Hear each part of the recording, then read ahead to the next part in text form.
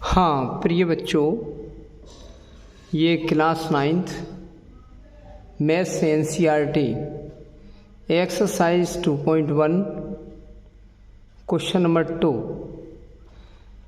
क्या है इसमें कि निम्न प्रत्येक में एक्स स्क्वायर का गुणांक लिखिए। देखो आप पहला पार्ट देखेंगे 2 + x स्क्वायर + x, तो एक्स स्क्वायर का गुणांक देख रहे हैं तो हमारा एक्स स्क्वायर ये लिखा हुआ है, ये इसमें किसी का गुणा नहीं हो रहा है तो यहाँ हम 1 मान लेते हैं। यहाँ पे 1 कुछ नहीं लिखा हो तो वहाँ पे 1 मान लिया जाता है, ये ऐसे। तो हम जान गए कि एक्स स्क्वायर का गुणा वाला अंक 1 है, तो लिख देंगे इसमें एक्स स्क्वायर का गुणांक 1 है। अब इस बी पार्ट में आते हैं, ये लिखा है 2 - x स्क्वायर + x³। तो सबसे पहले देखते हैं कि उसने कहा है कि एक्स स्क्वायर का गुणांक बताओ। तो ये तो आपका x³ वाला पद है तो इसका गुणांक नहीं देखा जाएगा, ये एक्स स्क्वायर वाला पद देखा जाएगा, इसका गुणांक हमें देखना है। तो यहाँ पे कुछ नहीं लिखा है तो हम यहाँ 1 मान लेंगे, 1 ऐसे 1 मान लिया हमने, ये 1। तो हमारा क्या हो गया, एक्स स्क्वायर का गुणांक हमारा -1 आ गया।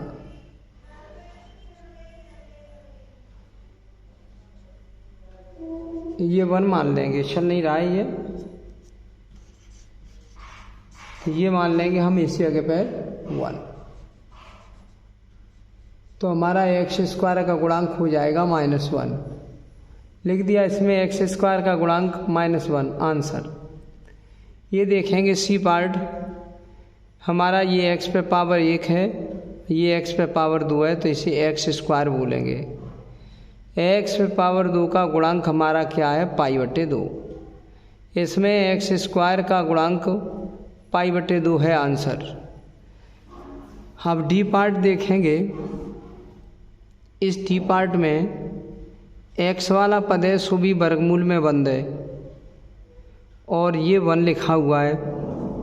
अब इसमें एक्स स्क्वायर वाला पद है ही नहीं है, तो इसे कैसे लिख सकते हैं हम, या करके लिख सकते हैं। ये वाली संख्या पूरी लिख दी, √2x, वर्गमूल का चिन्ह लगा दो 2x, -1 लिख दिया, प्लस 0x² मान लिया हमने, क्योंकि 0 का गुणा किसी में करेंगे तो 0 हो जाएगा, ये पद माना नहीं जाएगा। तो 0 का गुणा इसमें करेंगे तो 0 हो जाएगा, ये पद माना नहीं जाएगा। तो उसने पूछा तो ये था कि एक्स स्क्वायर का गुणांक बताओ, तो इसमें कोई एक्स स्क्वायर वाला पद था ही नहीं इसमें, तो हमने अपनी तरफ से इसे उत्पन्न कर दिया, इसे अपनी तरफ से पैदा कर दिया है। ये 0x² आ गया, तो हमने 0 इसलिए माना कि 0 का गुणा इसमें करेंगे तो 0 हो जाएगा, ये पद माना ही नहीं जाएगा। तो एक्स स्क्वायर का गुणांक हमारा हो गया 0, इसमें एक्स स्क्वायर का गुणांक 0 है। ऐसे करके इसे लिख देते हैं। अब और भी इसमें देखना है हमको, एक आपका क्वेश्चन अगला देखते हैं अभी। अब देखेंगे क्वेश्चन नंबर 3। क्वेश्चन नंबर 3 क्या लिखा है, घात 35 के एक द्विपद और घात 100 के एक पदी का एक उदाहरण दीजिए। कैसे दिया जाएगा उदाहरण हल, वो लिखा है घात 100 के एक द्विपदी, तो जिसमें 2 पद हों वो द्विपदी हो जाएगा, द्विपद।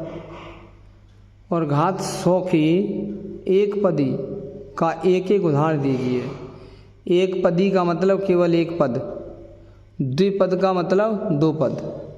तो घात 35 का द्विपद देखते हैं, x पे पावर ये वाली पावर लगा देते हैं 35 और प्लस कोई संख्या लिख सकते हैं यहाँ।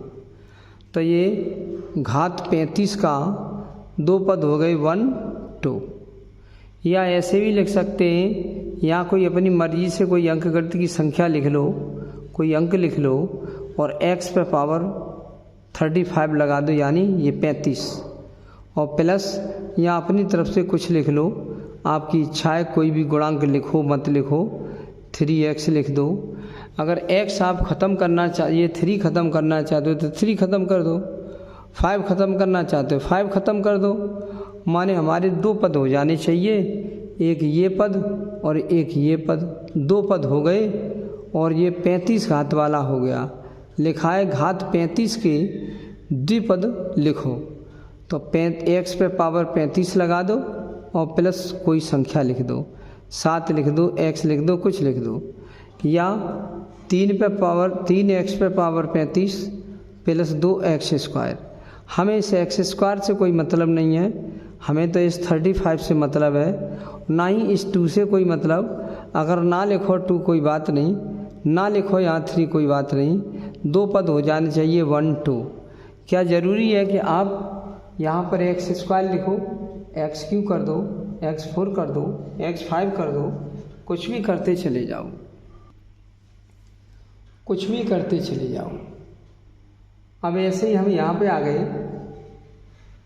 घात 100 का एक पदी लिखो। एक पदी का मतलब होता है घात 100 का एक पदी लिखो जिसमें केवल एक पद हो। देखो 3x पे पावर 100 माने 100 लिख दी, कोई ज़रूर नहीं है कि आपके यहाँ 3 लिखे होने चाहिए, कोई ज़रूर नहीं है, तो हो गया एक पद। या 5x पे पावर 100 घात 100 का एक पदी लिखो, x पे पावर 100 कर दिया तो घात 100 हो गया, और हमारा 5 लिखें या न लिखें कोई बात नहीं है, एक ही पद हो गया। 5 लिखो तो लिख दो, 3 लिखो तो लिख दो, 2 लिखो तो लिख दो। ये भी एक पद है, ये भी एक पद है, ये भी एक पद है, ये भी एक पद है। तो आप कोई भी इनमें से एक एग्जाम्पल लिख सकते हो, कोई भी। जैसे x पे पावर 100 लिख दिया तो घात 100 का एक पदी लिखो, तो है तो ये हमारा एक ही पद, ये भी हमारा एक पद है। चाहे आप ऋणात्मक लिखो, धनात्मक लिखो, ऋण का लिखो, उसमें किसी का अंकगणित का गुणा हो, 100 पे पावर x पे पावर 100 होनी चाहिए। क्या ज़रूरी है कि आप यहाँ 2 लिख दो? कुछ भी मत लिखो और कुछ लिख दो, माइनस लगाओ, प्लस लगाओ, लेकिन ये आपका एक पद है खाली बस। ये भी आपका एक ही पद है, 100 घात वाला एक पद है, ये भी 100 घात वाला एक पद है, ये भी 100 घात वाला एक पद है।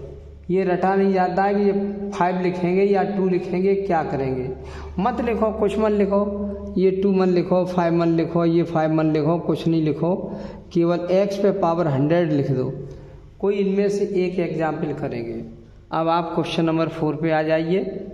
निम्नलिखित के प्रत्येक बहुपद की घात लिखिए। तो बहुपद की घात कैसे बनती है कि ए part 5x³ plus 4x² plus 7x, तो इसमें x की ये 1 पावर है, ये 2 पावर है, ये 3 पावर है। x की सबसे बड़ी घात 3 है, इसमें x की सबसे बड़ी घात 3 है, अतः बहुपद की घात 3 होगी। बहुपद की घात अगर हमें देखनी होती है तो उसमें x की सबसे बड़ी पावर देखते हैं। बहुपद की घात हमें अगर देखनी हो तो x की सबसे बड़ी पावर देखते हैं, ये हमारी 1 पावर है, ये 2 पावर है, ये 3 पावर है। तो सबसे बड़ी घात x की 3 है, इसलिए बहुपद की घात हमारी हो गई 3। इस वाले बहुपद में देखते हैं y की घात सबसे बड़ी 2 है, इसमें y की घात सबसे बड़ी 2 है, अतः बहुपद की घात 2 हो जाएगी। बहुपद की घात 2 हो गई आंसर। एक सी पार्ट देखेंगे 5t माइनस √7, तो इसमें t पर पावर सबसे बड़ी 1 है, तो इसमें t की घात सबसे बड़ी 1 है, इसलिए बहुपद की घात 1 हो गई। बहुपद की घात पता लगाने के लिए देखते हैं कि x की इसमें सबसे बड़ी घात कौन सी है, 3, तो बहुपद की घात 3 हो गई। इसमें y की सबसे बड़ी घात 2 है, तो इसमें y की सबसे बड़ी घात 2 है, तो बहुपद की घात 2 हो गई। इसमें t की सबसे बड़ी पावर 1 है, लिखी नहीं हो तो 1 मान लेते हैं, यहाँ पर लिखी नहीं तो यहाँ 1 मान लेते हैं, तो इसमें t की सबसे बड़ी घात 1 है, अतः बहुपद की घात 1 होगी। ऐसे करते चले जाते हैं और भी हम आपको दिखाते हैं अभी और खंड। यहाँ देखेंगे इसमें इसमें तो टी है ना एक्स है, कुछ नहीं है। इसमें कोई चरराशि नहीं है, इसलिए बहुपद की घात 0 होगी। चरराशि है ही नहीं इसमें, हम जिसमें घात देखेंगे वो है ही नहीं, तो बहुपद की घात 0 हो जाएगी। अब देखते हैं हम क्वेश्चन नंबर 5। वीडियो को रोक करके आप इसे कॉपी पर लिख लेना है, ओके। हाँ प्रिय बच्चों, अब हम देखते हैं क्वेश्चन नंबर 5। क्या है क्वेश्चन नंबर 5? निम्नलिखित का रैखिक, द्विघाती और त्रिघातीय बहुपद में वर्गीकरण करो। मान इसको एक घातीय माने रैखिक समीकरण, द्विघातीय बहुपद, त्रिघातीय बहुपद, इनमें इनको छांटो। तो देखो ए पार्ट क्या है, x² + x। इसमें x की सबसे बड़ी घात 2 है, देखो ये, तो ये द्विघाती बहुपद है आंसर। इसमें x की बड़ी घात 2 है, इस पे 1 पावर है, ये 2 पावर है। x की सबसे बड़ी घात इसमें 2 है, अतः ये द्विघाती बहुपद है। इसमें y की सबसे बड़ी घात 4 है, क्योंकि घात y की 1 और ये घात y की 4, तो इसमें y की सबसे बड़ी घात 4 है, अतः बहुपद की घात बराबर 4। देखो तो ये आपका 4 घाती बहुपद हो जाएगा ये, और 1 + x पे पावर 1 है। इसमें x की सबसे बड़ी घात 1 है, अतः रैखिक बहुपद होगा। रैखिक बहुपद क्या होता है कि ऐसा बहुपद जिसमें x की सबसे बड़ी घात 1 हो। ऐसा बहुपद जिसमें x की सबसे बड़ी घात 1 हो उसे रैखिक बहुपद कहते हैं, और x की सबसे बड़ी घात 2 हो इसे द्विघाती बहुपद कहते हैं। x की सबसे बड़ी घात 2 हो उसे द्विघाती बहुपद कहते हैं। x की सबसे बड़ी घात 4 है, तो ये चतुर्घाती समीकरण है।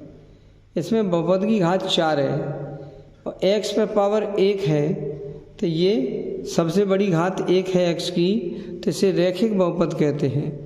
तो परिभाषा भी हमने पहले बताई है वीडियो में कि सबसे बड़ी घात 1 जिस पर होती है वो रैखिक बहुपद होता है, ओके।